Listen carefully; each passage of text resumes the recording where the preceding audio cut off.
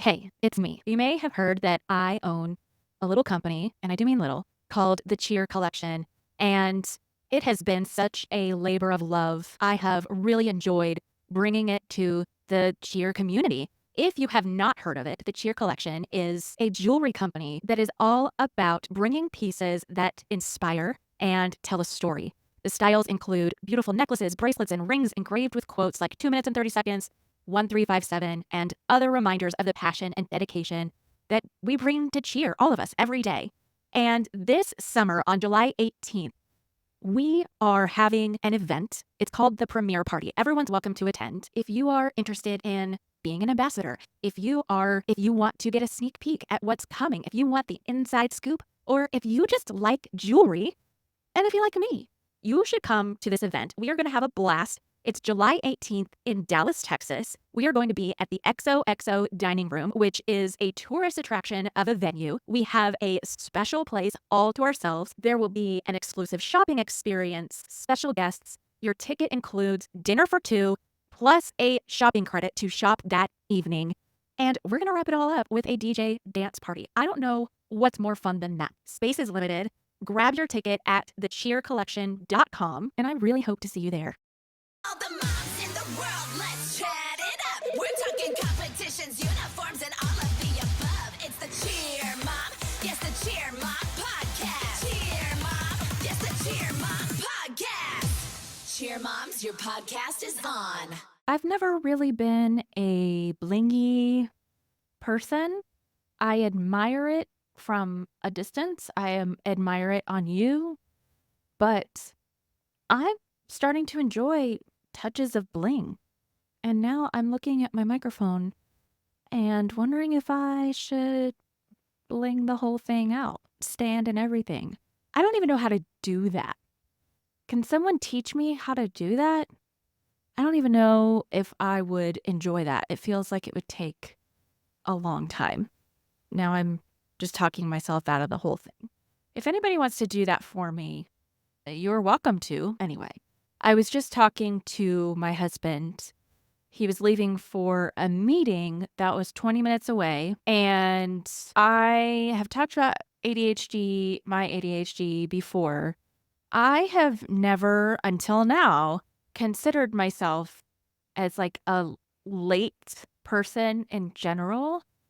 Up to this point in my life, I have been on time or 1 minute late, which I don't consider late. I know those of you who are always on time consider 15 minutes early on time. Like I understand that mindset. I've never really followed that rule. I'm always right on time, where I need to be, when I need to be there. And because I like to make the most use of my time, lately I have been running late, like late everywhere. Not good. Especially when I walked into this like Zen yoga class by candlelight, and I'm like, hey, I was coming in hot to that class, and it was like 2 minutes after the class was supposed to start, and everyone was like in their headspace, and I'm like, hey, sorry. Okay, sorry. Not a great look. And my friend like had me there as her guest. And I'm like, I'm so sorry. I feel so bad. So I asked my husband, because I don't like to waste time. And he was leaving for this meeting. It was only 20 minutes away, and he left a good 50 minutes early. And I was like, what do you do with the extra time? He's like, I don't know if I'm going to have extra time. I hear there's traffic. You never know what could happen. And I'm like, but then you just say, sorry, there's traffic. I'm going to be late. He is so stressed about being late. And you know what happened when there are two types of people in the world.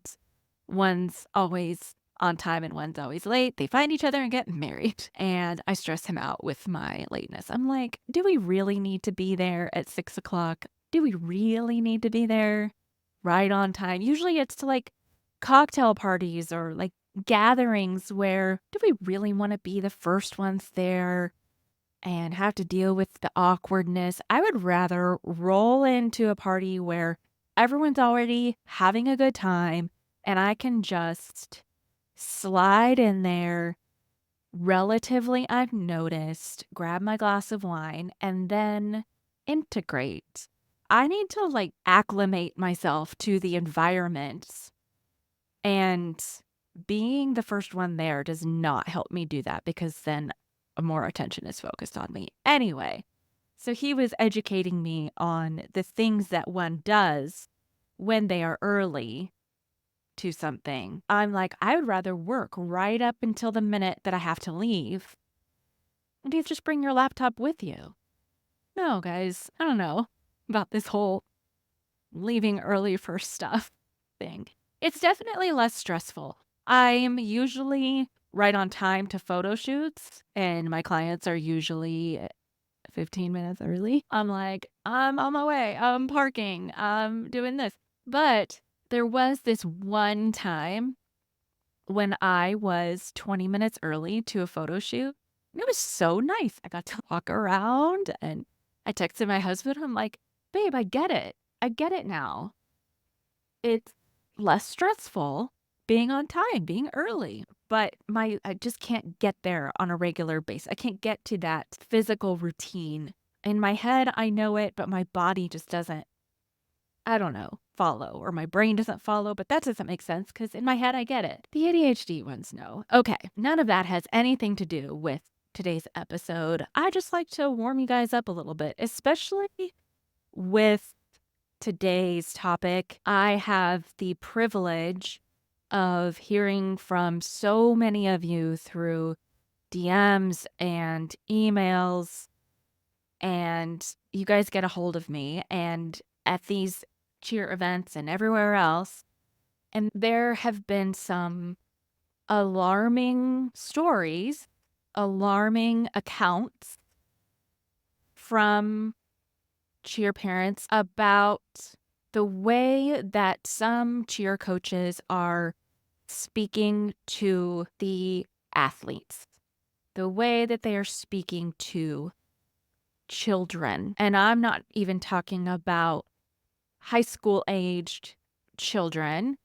I am talking about 10-year-olds, sometimes younger, 12-year-olds, people in a very fragile and formative time of their life who are in this sport because they love it, and many of them because the mat is the only place they can feel free to be themselves. I know that there are athletes, that's the only place that they feel free and safe. And to hear about the treatment that some of these athletes are receiving from coaches is not only horrifying to me, it's unacceptable in this day and age. And I finally reached a breaking point. These coaches are not doing anything illegal, but the way that they are messing with the athlete's head got me so worked up for other people's children. Like, this isn't even happening to my child. And I was so worked up that I immediately got on into my email and I emailed Jeff Benson. Jeff has been on the podcast before. He talked with me about parenting through mental blocks, parenting our athletes when they have a mental block. How do we support them? He had some very useful, practical, stellar advice that I have pointed people to and given to parents when they ask me these questions. And I emailed Jeff because he seems to know, he has the credentials, he has the training. I believe he's a trained therapist. He has the qualification to be able to soundly talk us through it. And I sent him an emotional email. I'm done hearing about these negative and mentally and emotionally abusive environments in cheerleading. And this could very well be happening in every youth sport. Every sport has its element of coaches and athletes rubbing each other the wrong way, a certain coaching style. We see that in college sports. We see that in professional sports. If you follow professional sports, even I think LeBron James has talked about when they talk about locker room culture and not everybody gets along. This is not what that is. And I emailed Jeff. I said, what can we do? How can we effectively combat this culture? And I said, can we have another conversation on the podcast? And he immediately emailed me back. He said, I cannot believe that this is still happening. This needs to stop. Yes, let's talk about it. He has had his own experiences of just equally horrifying stories about some of the environments that coaches are creating in the gym. Now, again, I'm not talking about anything criminal or illegal, but there are damaging things being said and done in the name of tough love. And I'm all about tough love. Listen, like I yelled at my kids. We as parents have been, my husband and I have been hard on our kids. I understand that philosophy and that mindset, but it is not working anymore. And people are wielding those tools, or dare I say, weapons, in a way that's just, it's doing harm and it's not acceptable. And I want to know, how do we as parents stop it without drawing that line in the sand or making it an us against them thing? Because when it's a us against them thing, the coaches feel attacked, the owners protect their coaches. There's just not, and everybody ends up getting defensive is what I'm saying. So there's just, and then everybody loses, most of all the athlete, because we spend so much time defending ourselves and pointing fingers. And I would point fingers if coach talked to my kid the way that I've heard some of your coaches, heard about some of your coaches talking to your kids. But how do we make it a productive conversation is what I'm saying. And I needed Jeff's help to talk through it. And I don't take on the role of angry cheer mom. I don't know that I have ever taken on that role. There have been times where I've been visibly worked up or anxious about something, but I don't ever recall like being that angry cheer mom. I try to take things objectively, take things with a grain of salt, give people the benefit of the doubt, and assume positive intent. But with this, enough is enough. And I said, Jeff, and you'll hear it, I need to take on the role of angry cheer mom on behalf of all of you because it's enough. And so you'll hear me kind of elevated and maybe a little bit outside of my normal interview style because I feel that on your behalf. And Jeff becomes the voice of reason in this conversation.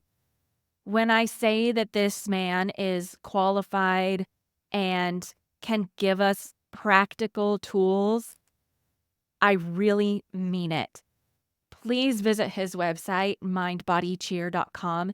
He has online on demand courses online for parents, athletes, and coaches as cheap as $35. Like parenting your athlete through a mental block. I believe that online course, you can go right now and buy it for $35, all the way up to mental block coaching for your athlete and a challenge for them to overcome their mental block.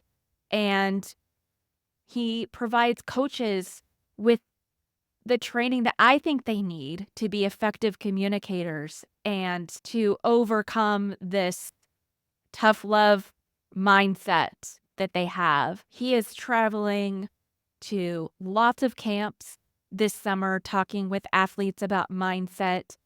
I hope that you get a chance to hear him speak. I am looking forward to hearing him speak. I really appreciate the things that he said in this episode, including how to recognize if you're in a toxic environment at your gym or if your child is in a toxic environment. We're all in this together, and how to effectively deal with that, how to face that. Even if you are in a healthy environment at your gym and your child is thriving, there are still some helpful tips in here and things to be always looking for season in, season out, all throughout your child's time in the gym. So I'm going to stop talking without further ado. Jeff Benson, mindbodycheer.com. Okay, Jeff, welcome back. Thank you.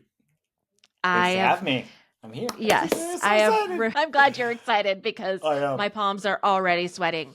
I have already updated the listeners on you and your qualifications and your Sure. platform. And I really do want to reiterate, listeners, if you have not heard the first conversation on the podcast that Jeff and I have had, go back and listen to that because that's going to give you a foundation for what we're about to talk about. And I think that it's really important that Jeff has the training and qualifications to talk about the subject matter that we are going to talk about.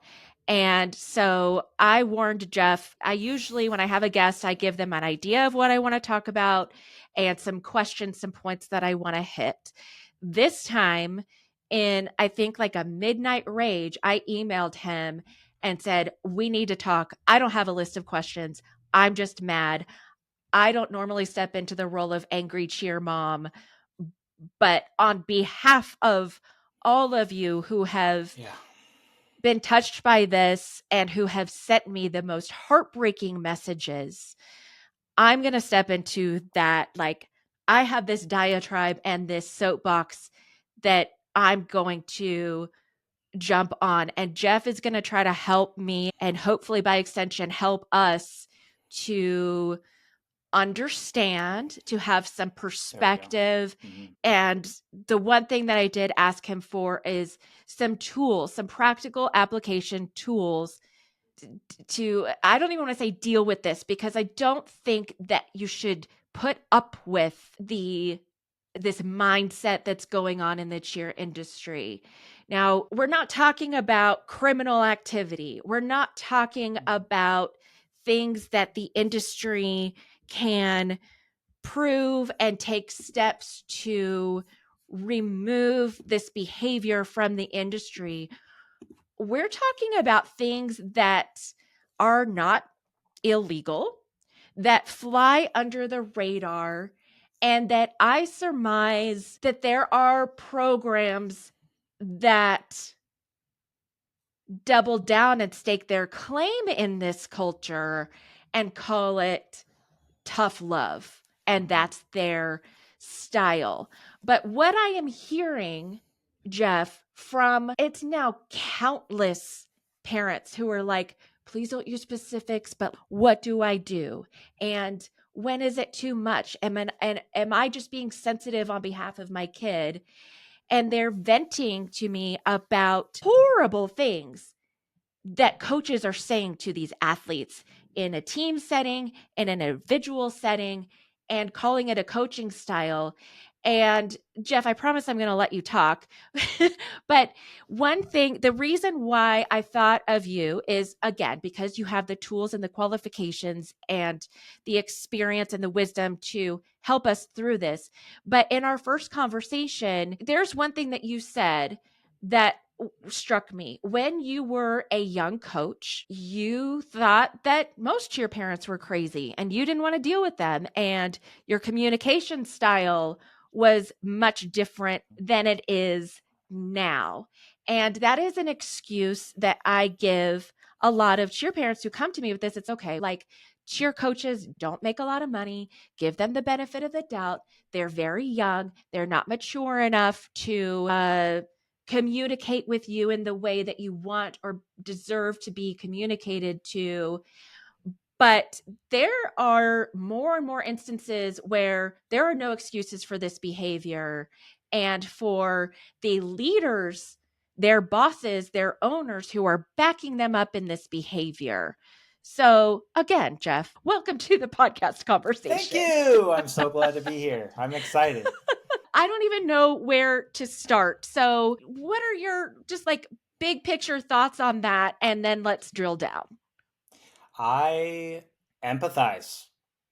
In my role, working with a lot of individual athletes who suffer from fear, whether it be mental blocks, they had a tumbling skill, they owned it, and then they lost it, or performance anxiety. They can do their routine in a safe environment or at practice, but when they're put under pressure, they're not able to perform to their fullest potential. Performance anxiety. Just so we have a clear definition. I work with a lot of those individual athletes. I also work directly with many gyms and programs in developing a champion minded culture. That work is really about setting intentional core values, having a mission statement that aligns with who they are and their core values, and then helping train their coaches on what those are and how to respond to any situation using their compass of core values. And then, of course, all of that to say, I would then definitely work with a lot of parents, just like you do, who send messages that range from questionable when I hear it because of my lens, and we're going to come back to that a lot. So my lens, I read it and I'm like, I hear you saying one thing, but the tone of your email tells me something else. So I'm like, all the way to there's no way that is still being done in 2024. There's no way coaches still coach that way. So I get the gamut of those parent messages.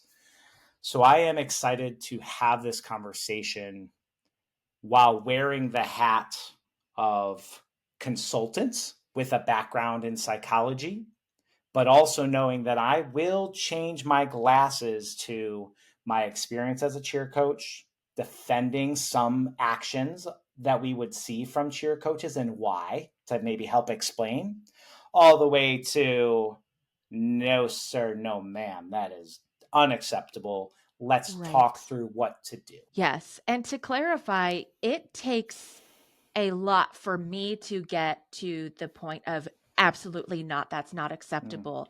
9 times out of 10, I'm having an in depth conversation with a cheer mom and then this coach did this, and this coach mhm, did this to my kid. And I'm like, okay, did they do it to your kid? mhm. Or was there more context? And then by the end of the conversation, it's okay, I don't agree with the decision, but maybe there was more context. I had I see a lot of questions in the Facebook groups where, one anonymous member asked a question that's, is it normal for coaches to bully parents because this happened? And then as you get through the comments, it's okay, is the coach bullying you, or did you maybe cross a line in the group chat that caused them to remove your comment and address it with you? So I don't want everyone listening to get riled up and think that every decision that a coach makes that you don't agree with is abusive, or every time a coach has something negative or constructive to say to your kid that it's contributing to a toxic or abusive culture. You really have to ask yourself questions and parse out the feeling from the context. But you said, Jeff, there are things it's like you can't believe that this is still happening. And I know both of us are trying to protect identities, and I'm not very good at lying or changing details to protect some of the messages that I've gotten. So can you give me, in your experience, you've been involved in the industry and you said you can't believe this is still happening. So can you Mhm. call back to maybe the past and an example of what we're talking about? I would say Bella Caroli, right? Okay. Let's bring it to context. I realize I'm a lot older now versus the industry. So I say Bella Caroli, and I'm like, everyone knows who I'm talking Everyone about. knows. Okay. Come on, Jeff, bring it down.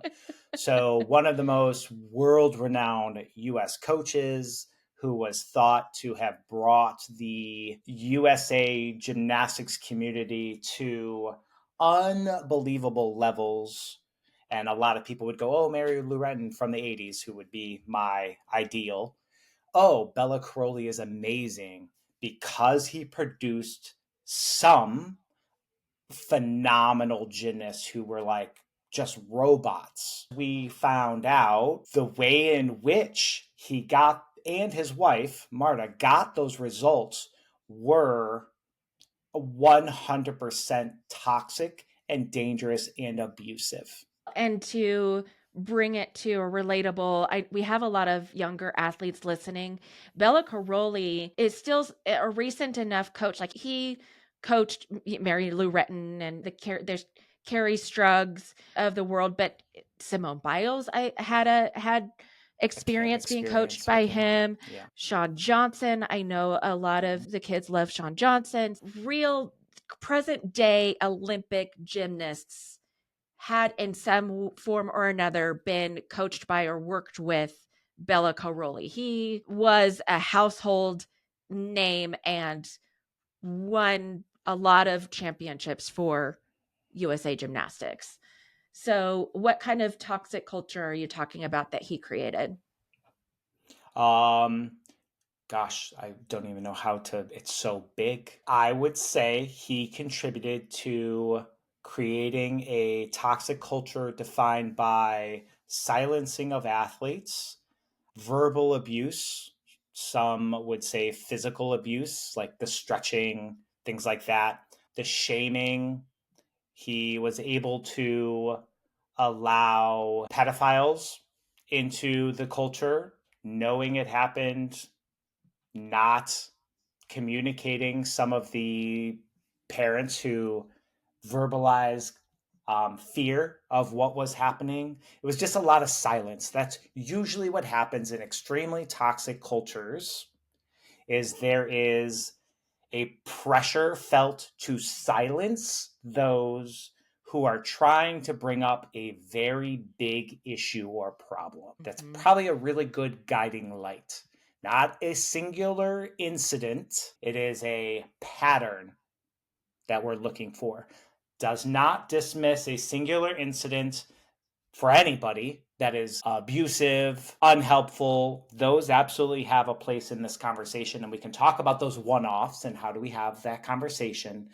But it is important to also hold space for the pattern of coaching style that is creating, now let's bring it to cheer, toxic cultures. And how do we know when we're in one and how do we deal with one? Love that. That might be the title of this episode. So, call back to no, first let's talk about what is a toxic culture and yeah, how do you know when you're in a truly toxic culture versus maybe just an immature or overall kind of negative culture? I look at things through the lens of psychological safety. I mentioned earlier, definitions, explanation are very important to me. I think language is key.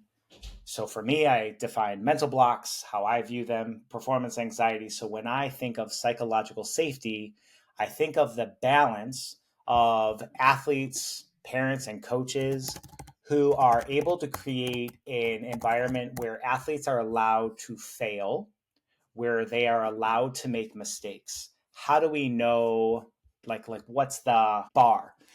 Are the athletes comfortable admitting mistakes? When they make a mistake, how do their teammates and their coaches respond? Define psychological safety. Do the athletes learn from their mistakes? Are the athletes able to give and receive feedback? Is there a back and forth collaborative relationship with the coaches and each other? Parents could be thrown in this as well. Is there a collaborative conversation? And are the athletes able to take risks? Do they feel safe enough to not be at their best? Are they able to communicate those concerns? That to me is psychological safety. Do you have any questions before we talk about the polar opposite? No, keep going. Okay. When I think this is not a toxic culture yet, I want to make sure Mhm. I'm giving language to building upon, okay, what is a toxic culture up here? So the beginning of toxic culture would be it's a psychologically dangerous environment. What are some signs that it is psychologically dangerous? It's not productive for maybe an athlete's mental, physical health. When there is a fear of admitting mistakes, when there is not me and it's a lot of excuses and a lot of blame, when let's use all three, we talked about the triad last time, correct? Mhm. Parent, Yes. athlete, Yes. coach. Mhm. When all three pass the buck, it's not me, it's you. And then the coach is, it's not me, it's you. And it's not me, it's you. That is a really sign of it being psychologically dangerous. I'm going to give a caveat to all this in a second.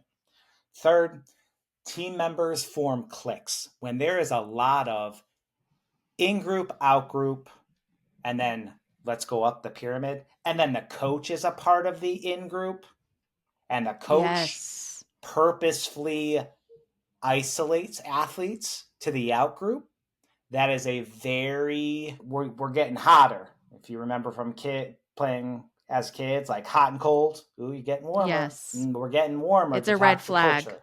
It's a red Yeah. flag. Great way to put it. Again, there's a caveat to that. And the fourth is there's a fear of holding others accountable, speaking to the misstep.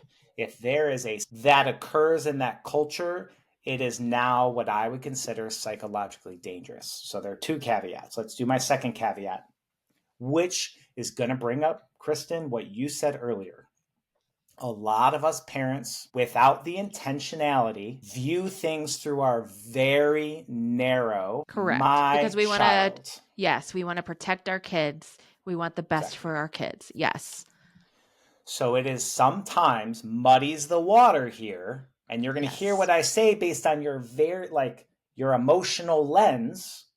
And you're going to react and be like, psychological dangerous. Jeff said it. It's toxic. The coach has private lessons with four girls and said one thing. See, they're the clicks because my kid's not in it. And there could be 1,000 explanations.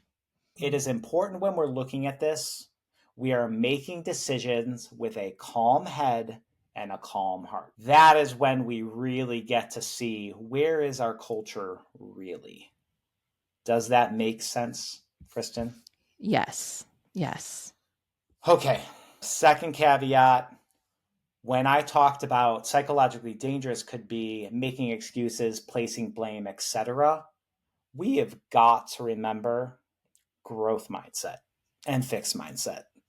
If we are working from a lens of, I have to be perfect in order to be loved, that is going to skew why the athlete is making excuses and placing blame. Why I think, if I feel I need to be perfect, why I think you just yelled at the team to do the stunt again because a stunt fell. Oh my God, my coach hates me. They pointed me out in front of everybody. Psychologically dangerous. Yeah, you got to also own you're looking at it from a lens of perfectionism, fixed mindedness. So Mm-hmm. that's not fully accurate. Mm-hmm. Parents, we fall victim to this as well. My child's placement on a team, conscious or unconscious, sometimes I believe that shows my worth as a parent.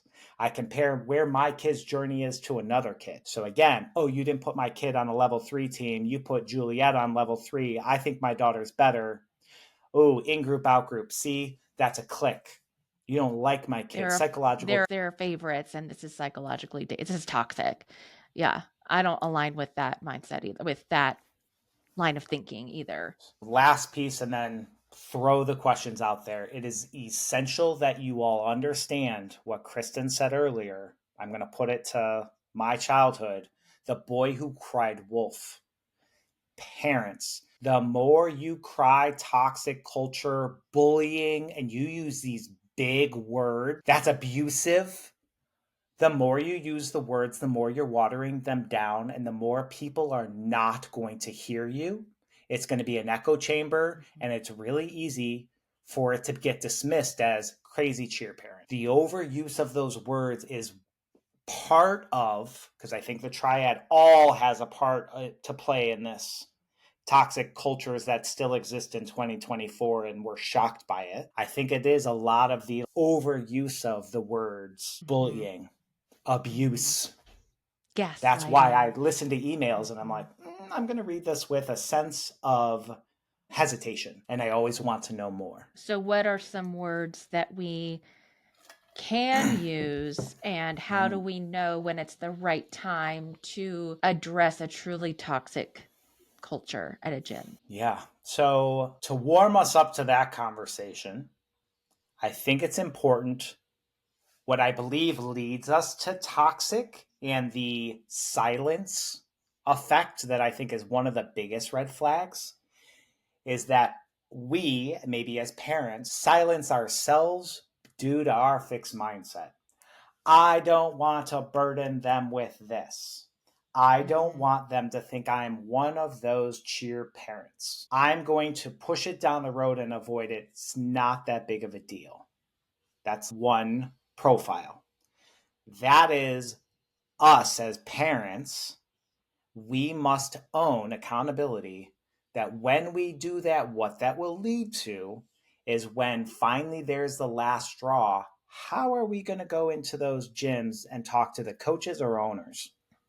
If we push 20 issues down the road, Kristen, how are your parents going to deal with those gym owners when it's the last straw?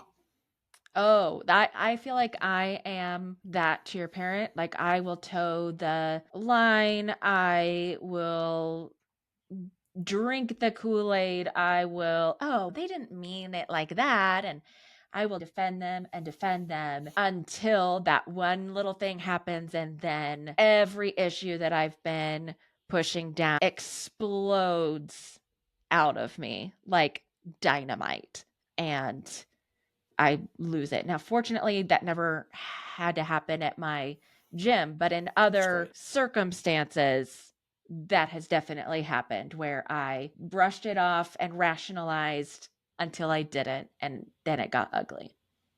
And that is our part in a toxic culture. And it is important that we can acknowledge it. It does not mean you deserve or your kids deserve what happens, but it's important to understand when we go into a conversation, what I would call red light or flipping our lid, nobody can receive that information, but a Yeah. very calm, level headed, super emotionally intelligent person. So, my first piece of advice, you got not every issue, but when you've got four or five, let's give an example because I think they're most helpful. When you have an athlete who has a mental block and your child comes home crying and says their coach is mad at them, that's not necessarily an email. Hey, honey, why? What things are happening in practice or in your lesson that makes you feel like your coach doesn't like you? Again, Mhm. I use a stoplight metaphor. Our emotions are like a stoplight. Green light emotions, we're feeling good. Yellow light emotions are the warning emotions: frustration, worry, concern, anxiety. Where red light emotions are, we've flipped our lids, we've lost it. When your kids are crying, hear them, empathize, love, hug, ask them, do you want a hug? Do you want me to hear you? Or do you want advice? When we respond to our kids' red light with, I'm going to email, never. Even if it's a toxic culture, you're not getting anywhere. You've got to wait till you come down, green light, yellow light at minimum. So 24-hour rule. Got it. I hear you. This is my focus. I'm mad. Email, go for it. Draft folder. Go to sleep, wake up the next day. Hey, honey, you were really upset last night. Do you want to talk? I don't want to talk about it. Okay, not a good sign. Yellow light. I don't want to talk about it. Okay, yellow light. Go back to the draft folder. Ooh, I was a little heated. Rewrite that email. Hey, Juliet came home. She's really upset.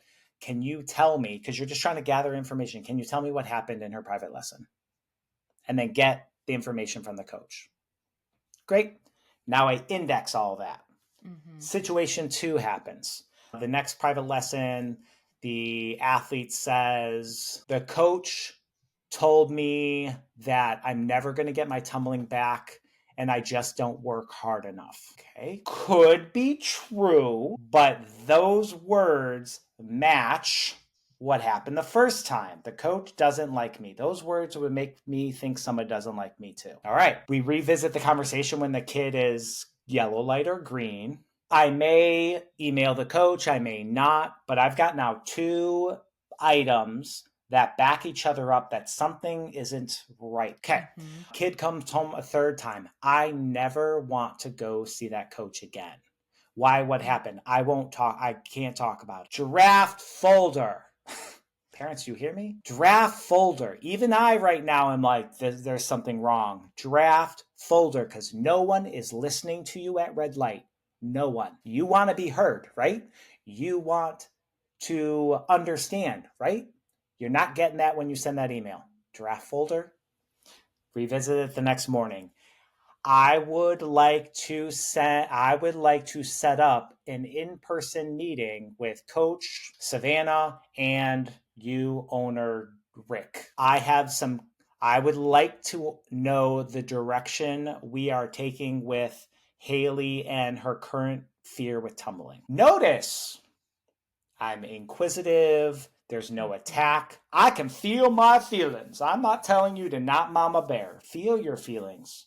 As a But mama bear, I'm communicate. thinking you're the reason why she's scared to tumble based on what she's telling me. So to have it takes a lot of strength, emotional strength to word that question the way you just did when I think you're to blame or the coach is to blame. And so, how do we make sure that we are in a psychologically safe environment that's conducive to our child's goals? Because I'm hoping that's what everyone's focus is. We have to make sure that we are bettering ourselves as parents. It is partially our responsibility to be able to emotionally regulate. Because if we are going in, what did I say about psychological danger? If we're going in placing blame, making excuses, you're the reason my kid has a mental block. Excuses. It's not me. I don't care if she gets her tumbling back. It's on you. You are part of the problem. You can feel that way, and it might even be true. But if you really want to be in a champion minded culture, it's about the triad all supporting each other. I, as a parent, ultimately, where do I want to go? I want to know what you want as a coach. I want your daughter to tumble again. Great. Do you think the way private lessons are going right now are moving her closer or further away from your goal to get her to tumble again? She just won't do it. Do you think the way private lessons are being run right now are helping or hurting her in tumbling? If she would just give a better effort, do you think the direction of her privates are helping or hurting? Well, I think the privates are hurting because she's not getting a good effort. And when she doesn't give the effort you want, what happens next? I get pissed off. If she would just try, she would have her tumbling back. Do you know that she's rooting for her team? Blah, blah, blah, blah, blah, blah, blah, blah, blah. Fixed mindset. When we can keep our lid on and continue that conversation, hopefully they have the owner there to help witness this, not to then go, you're the problem, or then I am being a part of the problem. When the owner is there for you to then go, I totally get how frustrating this is as a coach. I'm frustrated as a mom, and this has nothing to do with me, other than I'm spending this money and my kid could tumble and now they're not and they're crying. But like, I get as a coach, you've been putting in all the hours, time, and I hear that you've run out of tools to help Haley get her tumbling back. Am I hearing that correct? I've worked with many athletes who are able to overcome their mental block. I overcame my mental block. And this is how I'm doing it the same way that helped me get over my tumble block. And do you think all kids get over mental blocks or fear one way? Do you teach stunting one way? Or do you differentiate based on the athletes in front of you and whether or not it's working? I differentiate. I definitely blah, blah, blah, multiple learning styles. Oh, so I love that you have the knowledge of all of that. But it does sound to me, just outside perspective, it sounds to me like right now we're at a crossroads that you have run out of resources in how to help an athlete like Haley who is manifesting fear in this way. Am I getting that right? So I have resources if you're open to it. I don't know, owner. I have this great guy, Jeff Benson. He has a book, he has courses. He talks about how to help arm coaches with the knowledge and insight. Are you open to it? Oh, I'm busy, blah, blah, blah. There is no motivation to improve in that Mm-hmm. moment. Stop pushing it. Go to a different coach. I can't. There's no one at my gym who can work with an athlete who has a mental block. Maybe I'm pushing my agenda here, Kristen, but I'm going to take a step back. If you're at a gym and there's not a single coach that can work with an athlete who has a mental block, chances are you're not in a psychologically safe gym. Well, I think that there are plenty of gyms that have multiple coaches that will help an athlete through that. And sometimes it's not even the conversation and strategy of a mental block, it's just a matter of working with a different coach. Like my daughter had somewhat of a block, but more a hard time progressing to the next skill. And she knew she Mm-hmm. could do it, but she was just missing the psychological and physical connection from one skill to the Yeah. next skill. And she happened to be in the same be in the gym with another coach. I don't know if it was an open gym or she was just Yeah. fooling around tumbling, and that coach wasn't giving her a private lesson but was like, hey, you're doing this, try that. And it totally made sense Clicked. to her. It totally clicked for her. And that's not to say that the other coach did it wrong, but this second coach was able to explain it in a way that clicked with her, and she was like, I never had a problem again. They made that connection. Where I want to take that example that you just gave, and this is hypothetical, but these things are happening in cheer gyms, is okay, I've had a perfectly calm and reasonable discussion with a coach and hopefully the owner, where I asked questions and we got to where we needed to be Mm. for the benefit of the athlete. And maybe the coach said everything right and we move on. But then in the next private, or even worse, at the next team practice, the coach calls that athlete out for something that the mom said privately to the coach in a meeting and holds it Mm. against the athletes. That's where, and I've heard that happen more than Yeah. once. That's where it's not okay. It's that culture is happening where Mm-hmm. it's your mom had some things to say. So maybe you can do at best extra conditioning, or they'll say, again, I'm making this detail up, but the message is there. Like, I couldn't afford rent this month because I lost another private lesson because somebody's mom thought that I wasn't doing a good enough job. Like those kinds of things are being said to our athletes. So Yeah. then what do we do? Because the athlete then Love it. gets in the car and says, I "Mom, can't believe you please, said please." Like something. they don't, the athletes, I see that fear of, I wrote this down, fear of holding others accountable because it comes out on them and they don't want to be thought poorly of, and they don't want to be blamed by the coaches and in turn Yep. be blamed by the athletes in these cliques. And so they beg their moms within an inch of their lives, please don't say anything. I know it's Mm-hmm. bad, but I know you're trying to help, but you're just making it worse. And so now the athlete is used as a pawn, as a tool to further the silence culture because it's making it worse. It is. And so your question is, How do we how would you advise a parent to then go back and address with the coach, hey, like, why did you bring that up to my kid?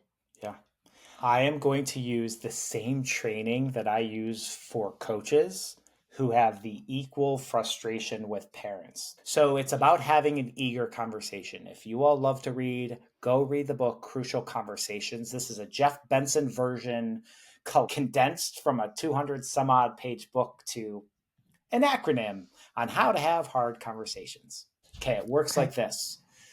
The main idea is that you want to add to the pool of knowledge. There are two things that are going to not add to the pool of knowledge: silence, which we've talked about, which Mhm. is I feel a certain way and I'm not going to share it, or violence, which is an aggressive way to communicate, blame, excuses, whatnot. So keep that in mind. We're trying to add to the pool of knowledge. The example that you just gave, I had a private conversation with a coach. They used that information to attack my child Mhm. and shame them in front of a large group of people. Now, what do? I'm at red light. It's Mhm. about having an eager conversation. So 100%, 24 hours later, I we must set up a coach's meeting or a parent meeting with the coach and the owner. And I'm going to come into that meeting and it's going to sound like this. I have grave concerns about the level of psychological safety on Haley's team. And hopefully they're going to say, oh, please share. I want to first start with empathy. I want to first start with I understand that coaching is hard. I have never coached before, but I understand that you have 20 kids that you want to help and influence in them getting a goal. But my concern comes at what cost are you willing to achieve that goal? To assess the situation.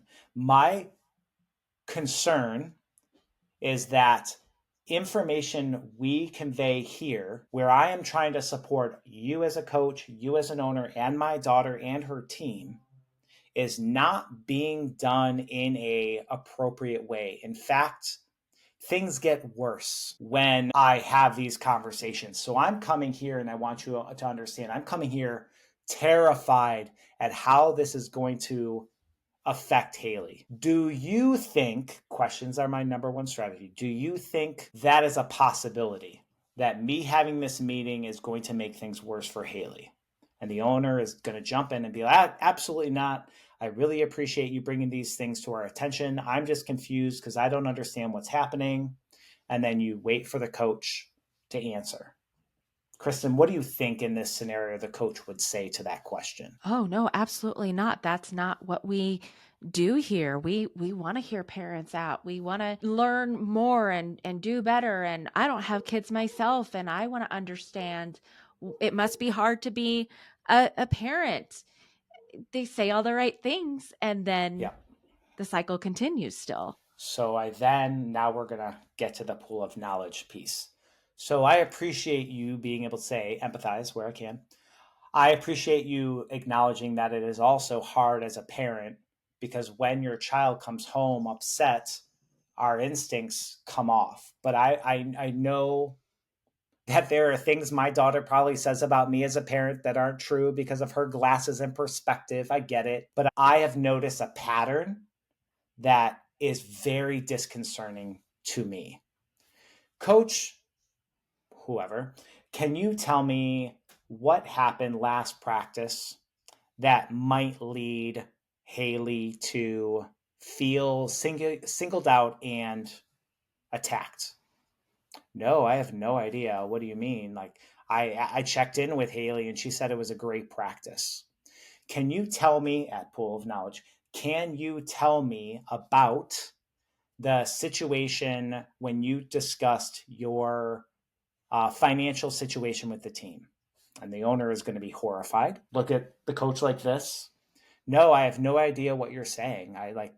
No, I don't think I ever said that. Oh, okay. So maybe Haley was totally off, but she said that you mentioned something about your finances are tight right now. Am I getting that right? Does that sound like something? Yeah, I guess my finances are tight. And then quickly following that, do you remember what you said or allegedly said? No, that your finances are tight and that you have parents now complaining, and that is why you are in financial ruin. Side note, I realize this is like a very specific example, but parents, plug in your issue. And if it sounds like this is how you continue through to get to the pool of knowledge where you're all on the same page. Yeah, I guess I could have said that. I do not attack. There's no violence here. But I then say, can you tell me why you would say something like that? What was your motivation? Oh, I don't know. I think I just flippantly said it. I didn't think about what I was saying. And that is my concern. Not a small concern. This is a huge concern I have, that I understand that you love what you do. I fully believe that you want to do what's best for the kids and you really want to help them learn life lessons through cheer and you want to be a role model. I need you to understand that your lack of thinking isn't just like negatively impacting some kids, it is 100% doing the opposite of what you think you're doing. My daughter is scared to death that I came to this meeting. Do you think, pool of knowledge, do you think that is something you want the athletes to feel? No, God, no. Why do you think my daughter would be terrified that I'm coming to this meeting? If they say, I don't know, that's a really good sign. You look right at the owner and you go, I don't know what to do, but I know nothing can change until we're aware of our misstep. And I am hearing there's very little self-awareness. And I get it. Our prefrontal cortex is not fully developed. You were a very skilled athlete. Things came easy to you. You were on a world's team.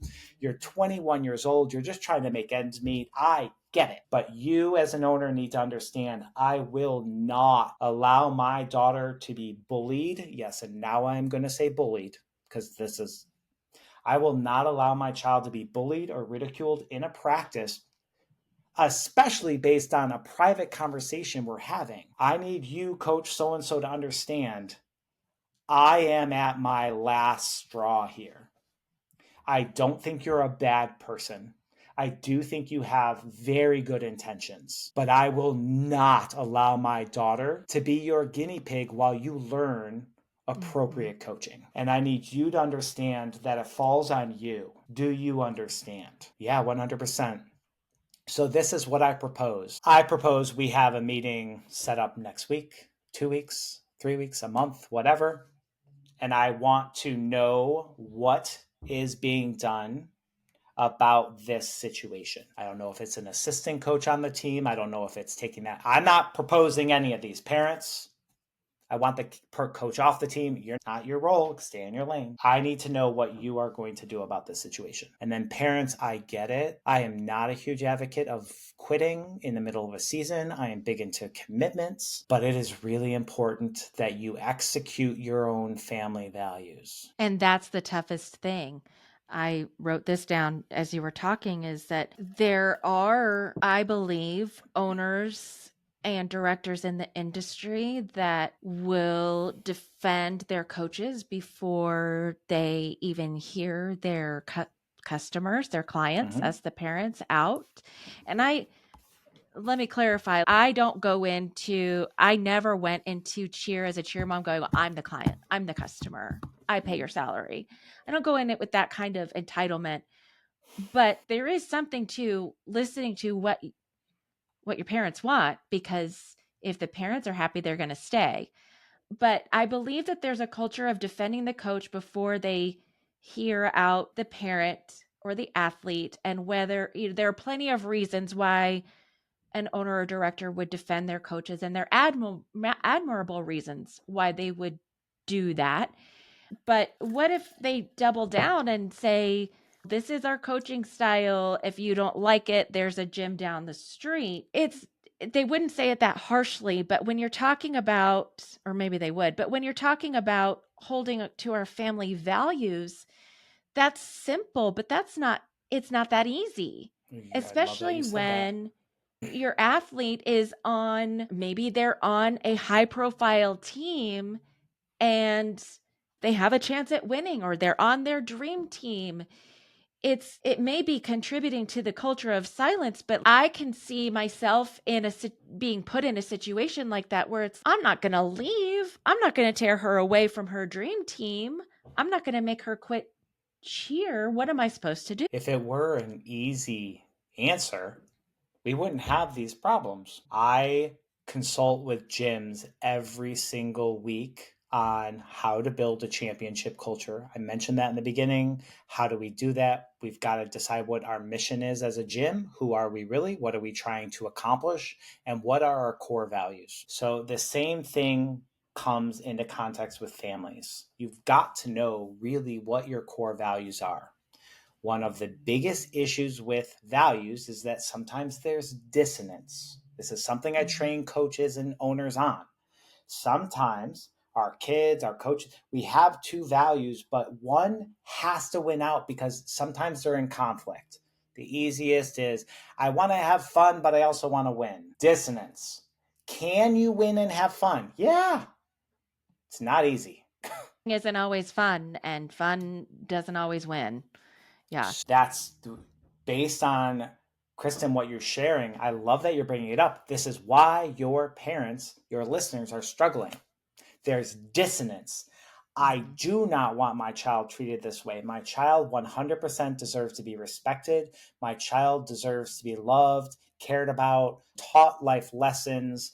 There's more to them than the skills that they throw, but they're on a high profile winning worlds team. What do you value more? Most parents value the winning. Most parents are going to keep their kid in that program and then claim it's a toxic culture. And I love you, but you must understand that you are supporting the toxic culture. You are a part of the problem. Well, because And it's that short-sightedness and impulsivity, which I'm guilty of on a level more than just cheerleading. We see the carrot in front of us and not the long-term effects. and that is our culture. Our culture is fixed minded. Our culture is what Yeah. can I have now? I want it now to avoid the pain in the moment. Even though if I have the pain in the moment, in the future, I'm going to feel good, better, longer. We try to avoid the pain. And I get it. Our brain is wired that way. Please understand when I say you are a part of the problem, I am not saying, Finger, you're bad, you're a terrible parent, you don't love your kids. No, I acknowledge this is a horrible situation to be in. But you cannot tell me that you're not contributing to it if you're not choosing something else. Again, it's not your fault. You are just a contributing factor to it. When I keep coming, gymnastics things keep coming up. I do not remember the most recent Netflix thing, but it was a athlete. It was like running for gold or whatever for the last Olympics, and it was a family in West Virginia, and their gym was very supportive, and she was best friends with the owner. And then they were like, "You can't do enough for my daughter," so they went to Liukin's gym. And yeah, I know he has a bad history and people say things about him and he's abusive, but he can get my daughter somewhere. What happened? 12 months later, they left the gym because he was toxic. You knowingly brought your child to this gym, values, because winning was more important. And that is okay. It's okay that winning is more important than life lessons. No judgment. But then you got to know at what cost. But hear this, there are many cultures out there, many options that offer psychological safety and competitive excellence. And it's a champion minded culture. And it exists. And I am working with a lot of people in this industry to try and coach, educate, and move more gyms to that place. So it's not all for naught. We're getting there.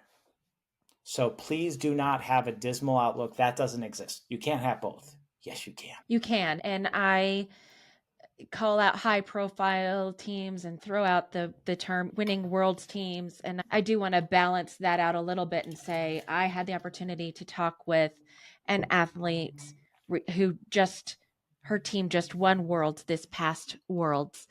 And she was talking about something that had happened at practice or something. And I was like, "Oh, what did your coaches do? Did they start yelling at you?" Or she's, "Oh, no, our coaches would never yell at us. Our coaches don't ever yell." And that really it struck me because they're, what do you mean? They don't, okay, so tell me about how they deal with this situation. Oh, yeah, they dealt with it in a positive way. And it really got me thinking. I'm like, maybe that's why you guys won worlds because you have this mature set of coaches that knows how to motivate you. And I'm not saying that a coach should never yell. Exactly. There is such a thing as tough love, and there is such a thing as, I don't think twice if a coach is yelling at their athletes, as long as that's what the athletes need in the moment to motivate them. But so I want to say that there are coaching Hmm. styles that can involve High us standards. yeah, but also involve a little sting in the moment or Yeah. raising your voice, and it could still be a healthy culture. But I want to go back to something Yep. that you said about it being, cheer is a very emotional sport. And especially in America, like we get emotional about all of our sports, but it seems like the emotions and the intensity are heightened in cheerleading literally at all levels. Cheer moms get the brunt of the conversation, but everyone's emotional about it. Whether it's a good or a bad emotion, everyone is emotional. And it seems to me, looking from the outside in, that not only do we have coaches who were award winning cheerleaders that are now coaches, whether they're qualified to be or not. We have coaches that you mentioned, like the child's goals. Like, sure, they've been given the training to make it about the safety and the well being and the positive outcome for the child, but they have so much skin in the game themselves. And you want a coach to love the sport that they're coaching. Don't get me wrong. Like, you want them to have skin in the game or a personal stake in your athletes and their team's success. That's not what I'm talking about. I'm talking about it is personal to them for whatever reason, if they're trying to impress their owner, if they're trying to impress somebody in the industry, if they're just trying to win, it becomes so personal that when a mistake is made, Mhm. they're taking it out on the athletes because they're feeling shame, or I'm not going to try to tell their story. But, and that's what I notice is, and that's why I tell parents, I say it's, they're young and inexperienced. And I love what you said about, it's not, my child is not going to suffer while you learn appropriate coaching, but they're taking it to this, and I say the coaches take it very personally too, but they're just taking it to this level of personal that is having such a negative effect on the kids' mindsets. So how do we combat that culture? Oh my gosh. So that's going to be a whole nother hour episode, but Okay, we don't have throw it time for a whole into other like just hour. like, I know, right? Let's just condense it into a couple minutes to help explain what's happening. I've Yeah, explain discussed what's happening yeah. there. So I've discussed mindset at nauseum. Let's make sure we're all on the same page. I'm using the concept of mindset by Dr. Carol Dweck. 30 years of research on Mm-hmm. what separates good from great. Mindset being the way in which you view your talent, ability, and intelligence. She has found there are two types of mindsets: a fixed mindset that believes that your talent, ability, and intelligence is limited. Ways this manifests: perfectionism, people pleasing, the desire to control the way other people view you, not necessarily in a manipulative way, but I want you to think I'm good. My value is on what level team I'm on. I need to learn a back tuck quickly because that means that I'm good. You're going to like me if I win. Mm-hmm. Versus a growth mindset, belief that your talent, ability, and intelligence can grow and change. The core things that we would see in a growth mindset is that any hurdle is an opportunity. It is a chance for me to grow and improve. When I don't win Summit, does not mean that I'm going to be happy about it. I'm going to be upset. But I see the life lessons. Growth mindset would be I see all the great things we did as a team. I look at our growth and I recognize that our season is not dictated by that one competition or that one 2 minute and 30-second routine, because we have all of this great stuff to look at. Growth versus fixed. One of the most important things to understand is that fixed mindset, one of the ways it occurs is due to our culture. Really quick, Kristen, you didn't go to the basketball game last night, but I did. What is the first question you're going to ask me? Who won? Fixed mindset is focusing on the end result. Growth mindset is focusing on the process. Our culture is fixed minded. Our culture wants to know who won, by how much, who scored the most amount of points, etc. Let's add on to that, even more complicated. We are in a perfection-based sport. Typically, because most competitive teams all have that 5.0 difficulty, and then a little variation in technique, the most perfect team wins. Fixed mindset. It just makes sense that our culture in cheer is all about the end result. It's all about get there as fast as we can. It's all about the shortcuts. It's all about when my team wins, it means something about me as a coach. When my kid levels up, it means something about me as a parent. When my kid has a mental block, it means something bad about me as a parent. When my kid falls in a routine, it means that all those parents are going to look at me that I did something about that, and then I get upset and I take it out on my kid because I'm so embarrassed because the culture is what's wrong with you as a parent? You didn't make your kid hit. So going back and using that lens and knowledge, why do these coaches so over-identify with the results? Because we're a fixed-minded culture in a fixed-minded sport. So what is your gym doing to purposefully combat the fixed mindset? Because if they're not actively working to talk about improvement, hard work, dedication, the ability to learn from mistakes, psychological safety, everybody, then you are in a very fixed-minded culture. Oh, and if we go back to that metaphor of toxic culture pyramid, one of the core tenets is fixed mindset, the over-identification of result, who or what you are as a coach, athlete, or a parent. Did that answer your question? It does. Again, it's so clear, but not Okay. easy. Yeah. And I have always loved the kind of conversation, especially difficult conversations, where it's all about questions and you ask this question and drill down like you demonstrated earlier, drill down to okay, what the core issue is. I tend to just want to be like, what's the issue? Why are you doing this? And you guiding through that conversation of tell me about this and what was your desired outcome for that. That takes a very even keeled, emotionally intelligent, mature person who has their eyes set on the long game to be able to accomplish that in the way that you just described. And while I would love to believe that we could all do that on some level, we're all human and we're all emotional. And especially when it comes to our kids, we can get irrational.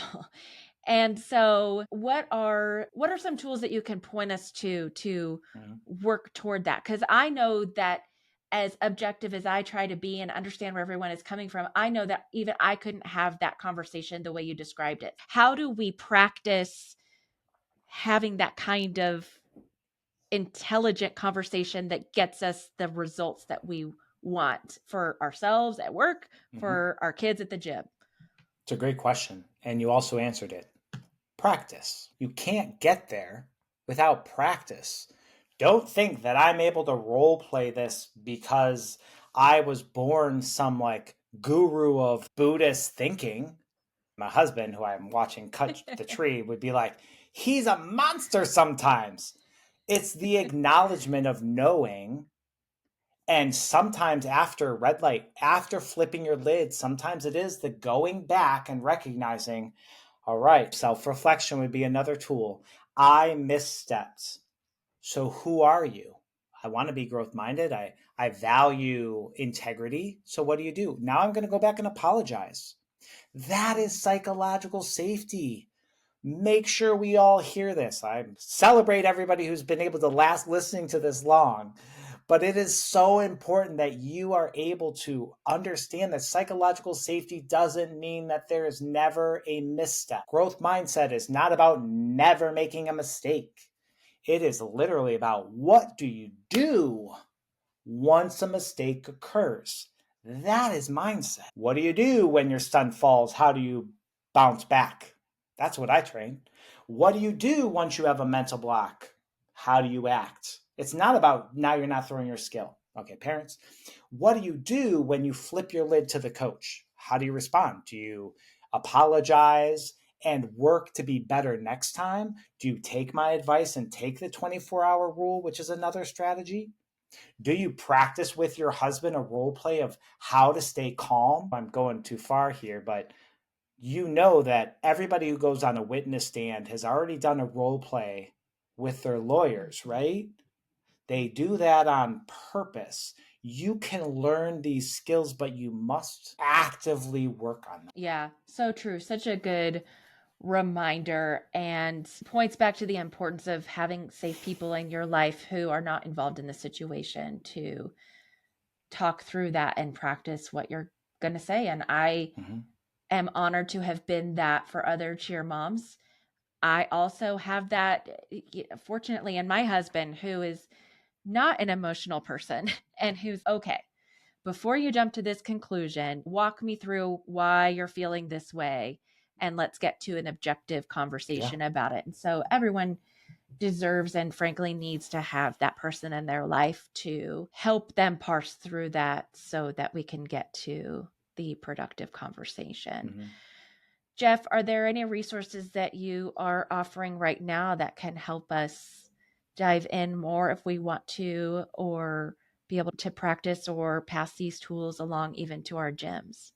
When it comes to mental block support, which I realize that's a very small niche to this, but I do believe that process of overcoming a mental block gives every tool necessary for psychological safety and a champion minded Mm, culture. I've interesting. made very brief mention earlier that I think if there's no one at your gym that can work with an athlete who has a mental block because they all flip their lids, you are likely in a very Mm. toxic culture because it's all based on the end result. It's all based on ego. So, what are the tools? Your gym has to be able to understand how to regulate.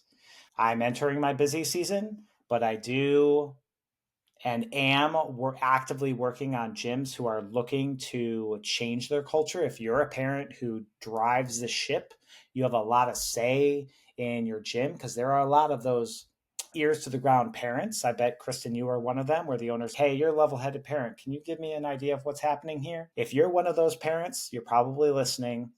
Tell your owner to reach out to me. Talk about what are your coaches training looking like. Is there this psychological safety being trained? Is champion minded culture being trained? Do we have core values in our gym? How are they defined? So again, that's the biggest one. But if you're looking on just who I am and what I do and some of my courses and resources I have already put up on the web, you can visit my website, www.mindbodycheer.com. Follow me on Instagram or Facebook. I talk about culture all day long. If something resonates for you, share it, like it, send me a message, and know that I also appreciate the privilege of getting to help you as a parent stay emotionally regulated and have these very hard conversations. Because though they are simple, they're not easy. And you have the background and experience as a young coach who, like at the top of this conversation, who automatically, and I might be putting words in your mouth, but get defensive when a cheer parent wanted to have a conversation. That feeling too. So you can speak to it from both sides. 100%. Thank you, Jeff. I feel My much pleasure. calmer now than when I started the conversation, and you're doing good work. And I guys, if you appreciate that. have the opportunity to hear Jeff speak, Jeff, you mentioned that you're entering your busy season. He's speaking at conferences, at gyms, so definitely follow him. And if he's going to be in a meeting near you, see if you can get in to that conversation, because I think that everyone can benefit from what you have to Yeah. offer. We can't change the culture of cheer unless everybody's involved. Amen.